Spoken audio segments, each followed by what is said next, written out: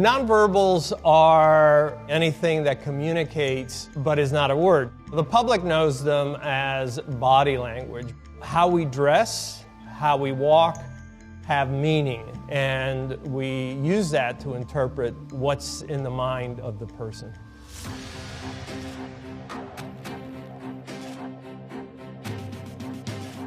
My name is Joe Navarro, and for 25 years I was a special agent with the FBI. My job was to catch spies.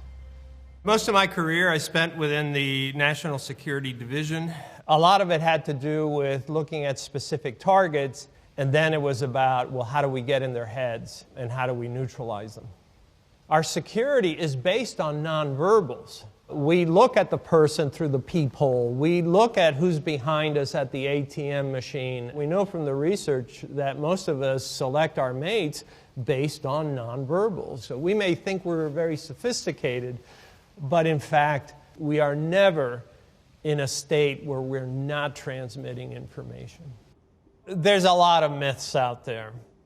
The ones that stand out is if you cross your arms, that it's a blocking behavior. That's just nonsense. Even when you don't like the person that is in front of you, this isn't to block them out. It's actually to self-soothe. Because in essence, it's a self-hug. When you're sitting at a movie and you're watching, you're going to cross your arms. You're waiting for somebody, you tend to do this. What's interesting is we do this behavior more in public than in private.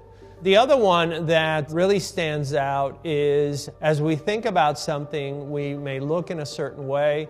As we process the information, we may look in another way. It's certainly not indicative of deception, and it really shouldn't be used that way. All we can say is the person is processing the information. The other misconceptions are that if the person clears their throat, touches their nose, or covers their mouth, they're lying. We do these behaviors as self-soothers. They're pacifying behaviors scientifically and empirically.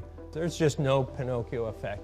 And people who prattle that and say, well, we can detect deception because the person touches their nose or covers their mouth, that's just sheer nonsense. We humans are lousy at detecting deception.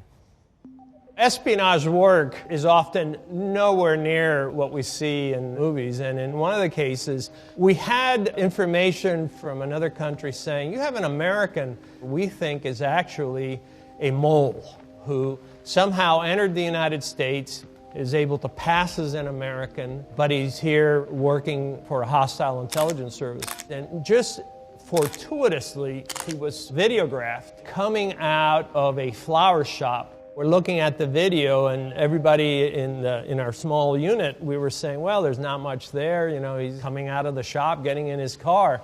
And I said, stop the film right there.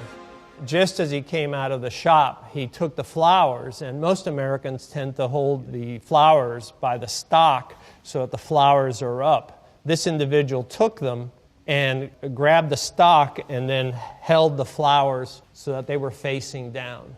And I said, that's how they carry flowers in Eastern Europe. Rather than confront him about, are you a spy, I decided to do what's called a presumptive.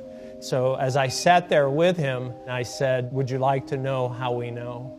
And he had this look on his face, and I said, it was the flowers. And then he confessed. When I came into law enforcement, I thought it was all about the confession. It's really about FaceTime. In my 25 years in the FBI, it was a rarity that a person didn't eventually reveal what I needed to know, because we would sit down and have these very lengthy conversations. I look at behaviors to do an assessment. What is this person transmitting in relation to any stimuli? My further questioning comes from my observing these behaviors. The first thing I look at is I look at the hair. Does it look healthy? Does it look well-groomed? The forehead is very interesting because a lot of times we reveal stress. A lot of the things that we have gone through life are often etched in the forehead. I look at the eyes to see if they're red or not enough sleep. This small area here between the eyes called the glabella, it's one of the first areas that reveals information to us. Most often when we don't like something, we do that bunny nose of I don't like. We don't really know what our lips look like, and we tend to compress them. When something bothers us, when something really bothers us, we tend to suck them in. The mandibula, and look at the cheeks. We may do something like this. We'll rub our tongue against the inside of the cheek. But when we try to hide it, then it tells me that this person is trying to do some perception management. And if they are, I want to know why. At the neck, I want to see if there's any head tilt, because head tilt, the person is more relaxed. The minute the head tilt goes away, there's usually some issue. I'm looking at the shoulders. You ask somebody a question and they don't know, both shoulders shoot up very quickly. And then I look at the hands. When something's troubling us, we tend to stiffen our fingers, interlace them, and almost like a teepee, we move our hands back and forth very slowly. This is to be differentiated from when we do the steeple, which we do in this position. When something's at issue, we tend to put our hands on our hips and we become very territorial. This is called arms akimbo. But look how it changes when we put our thumbs forward, and then it becomes one of more of I'm inquisitive. But I also look for any behaviors of ventilating, because men tend to ventilate at the neck, and we do at the very instant something bothers us. And then I look at the legs to see if there's any brushing of the legs with the hands, which is, again, to pacify. And then the feet. Do I see any behaviors such as wiggling of the feet, kicking of the feet? If I ask a question and all of a sudden the feet withdraw and are crossed, perhaps the person feels a little threatened by that question. So when we study nonverbals, it's not about making judgments. It's about assessing what is this person transmitting in that moment. It really is looking at an individual and saying, what are they transmitting? We're all transmitting at all times. We choose the clothes that we wear, how we groom ourselves, how we dress, but also how do we carry ourselves? Are we coming to the office on this particular day with a lot of energy, or are we coming in with a different sort of pace? And what we look for are differences in behavior down to the minutia of what is this individual's posture as they're walking down the street? Are they on the inside of the sidewalk, on the outside? Can we see his blink rate? Can we see how often he's looking at his watch? I know your blink rate is around eight times a minute, but you don't know that. You're not sitting there counting. All these things factor in because they're transmitting information. Now it's up to us to then use that information to say, okay, we need to marshal resources to be on that individual right now.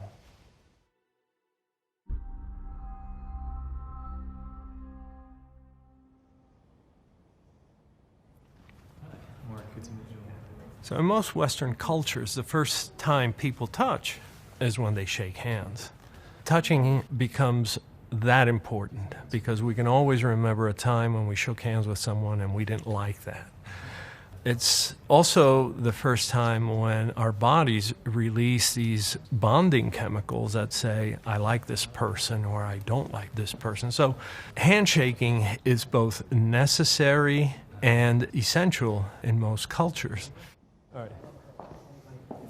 Pigeons are supposed to be like dirty birds. Nobody actually ever, got them as a pet. Ladies, hi, I'm Joe Navarro. Joe, I'm Laura. Laura, how are you? And you are? Khadijah. Khadijah, how are you? Okay. Let me ask you this. Let's back up a little bit. Is this comfortable for you? Yes. Yeah. It's a little bit more comfortable. But it's not for you, is it? Nope. All right. Thank you. All right. So keep talking. What we've done here is we've talked about the importance of space and comfort. They don't realize is how much further apart they are now standing. And it's because we have brought this subject up to make them comfortable about saying, hey, it's okay to be comfortable at your perfect distance. And so now we see when they rock away from each other and they create this space. If you notice, their feet tend to move around more. There's a dynamic going on here where they're kind of trying to find, well, what is the perfect space? What is the perfect distance? And we know that they're unsettled because of the high degree of movement that's going on. Check. Poker is an interesting game. The similitudes of sitting across from a spy or sitting across from players, it's their reactions to a stimulus. We have behaviors indicative of psychological discomfort that we use at home, at work, or at the poker table. So we're going to take a look at poker players and some of the body language that you'll find at a typical poker game.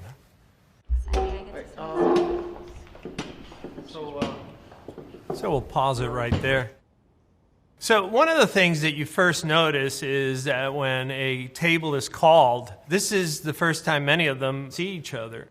This is a great opportunity to be looking for behaviors indicative of discomfort. We're going to see the individual shifting in his chair. We're going to see one individual reaching over and grabbing his shoulder. The woman in this case, her shoulders are rather high. And this is a great opportunity, even before the game starts, to collect poker intelligence. All right, guys. Button is good. Button is good. So we'll stop right there. Look where their hands are at. Here we're looking at player number 2 and number 3, and we notice right away that their hands are on top of the cards. Some players will cage their cards. Some players will put their hands directly on top and press them down. And they may do that because the cards have now increased in value. Player number 1 tends to keep his hands very close to his body. Player number 4, she's actually withdrawn her hands from the table because when we like things, we tend to move our hands forward. When we don't like things, we tend to move the hands away. These guys are my cards. So as we look at player number 3, I'm often asked about players who shuffle their chips. What you're really doing is self-soothing, and this just helps you to make it through the game, and that's really all we're looking for. Oh, come on. Okay, so we'll stop right there. Player number 5 is sitting there, arms crossed. You don't see a lot of activity.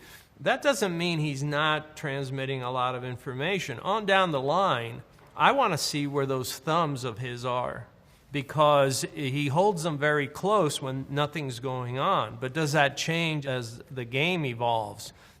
If you're looking at nonverbals, it's often useful to look at them at double the speed because all the nonverbals that are critical jump out at you as though it were a caricature.